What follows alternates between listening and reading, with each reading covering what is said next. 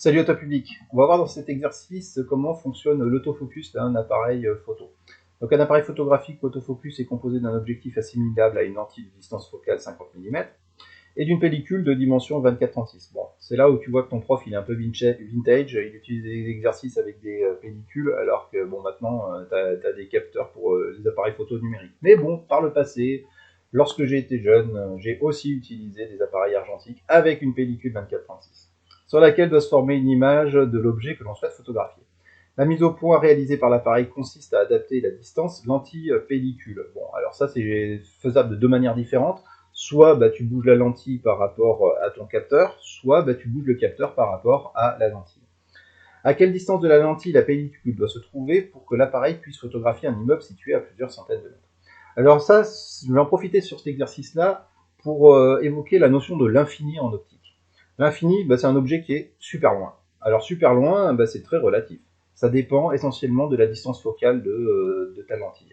Donc en gros, on considère que un objet qui serait situé à une distance 100 fois plus importante que la distance focale, la distance focale c'est f' de ta lentille, à partir du moment où la distance est au moins 100 fois égale à cette distance de focale, tu considères que ton objet il est à l'infini. Et s'il est à l'infini, tu peux considérer que les rayons arrivent quasiment parallèlement sur cette lentille, et que donc, forcément, d'après les propriétés des lentilles convergentes, ils vont tous converger dans le plan focal objet de cette lentille. Voilà.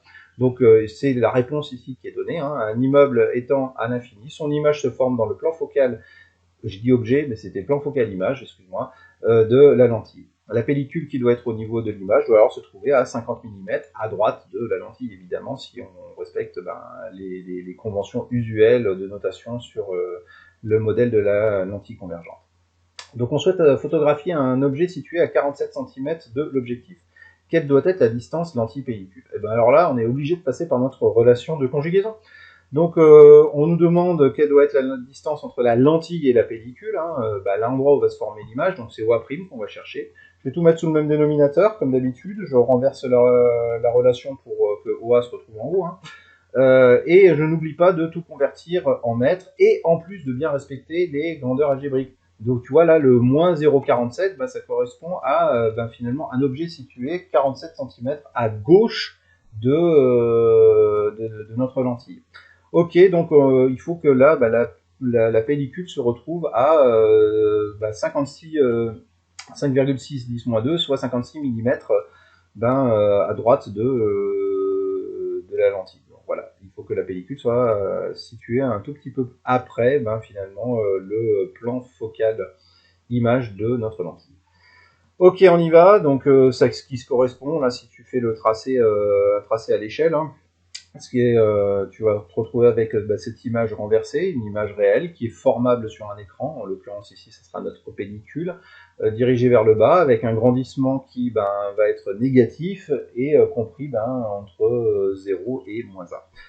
Voilà pour cette première partie du calcul. Ensuite, le mécanisme autofocus peut faire varier la distance lentille-pellicule entre 50 et 60 mm.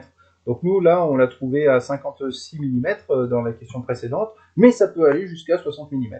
Donc là, finalement, on va s'intéresser à la distance minimale entre l'objectif et l'objet que l'on souhaite photographier.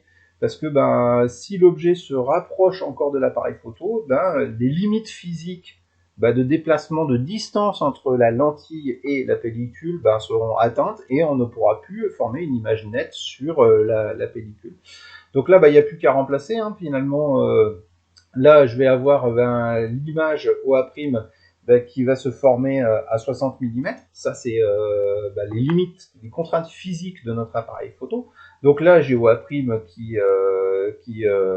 vaut plus 60 mm. Alors, bien sûr, convertir en mètres, donc 70-3.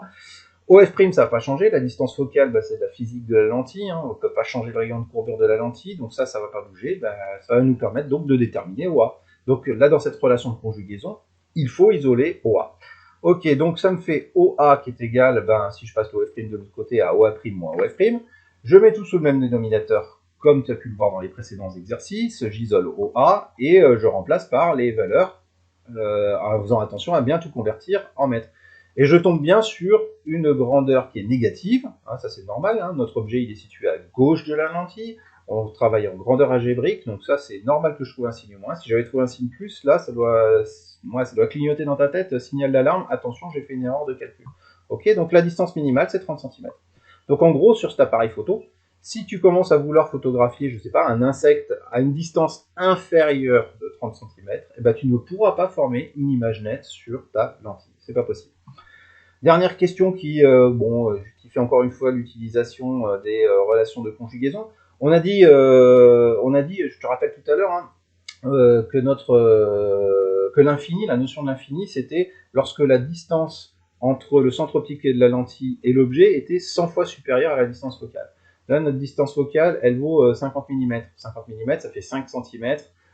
Tu multiplies ça par 100, ça fait 500. Donc, dès que la distance dépasse 5 mètres, et ben, ça y est, t'es à l'infini. Et donc, cette image, elle se forme dans le plan focal image de ton appareil. Donc là, on va essayer de vérifier ça avec un calcul numérique. Hein. Donc, on y va. Je cherche OA', hein, l'endroit où va se former l'image. Donc, j'isole OA', je mets sous le même dénominateur, je monte OA' en haut, et je tombe, en respectant les chiffres significatifs de mon exercice, je tombe sur 50-10-3 mètres, à savoir 50 mm, ce qui correspond bien à la distance focale, OF'. Et donc, mon image A'B' va bien se former dans le plan focal image de mon objectif. Voilà, écoute, j'espère que tu as compris cet exercice-là. Ce qu'il faut en retenir, c'est l'utilisation des relations de conjugaison et surtout cette notion d'infini qui est quand même bien pratique lorsque l'on va travailler en optique géométrique. Voilà, écoute, je te dis à très bientôt sur la chaîne.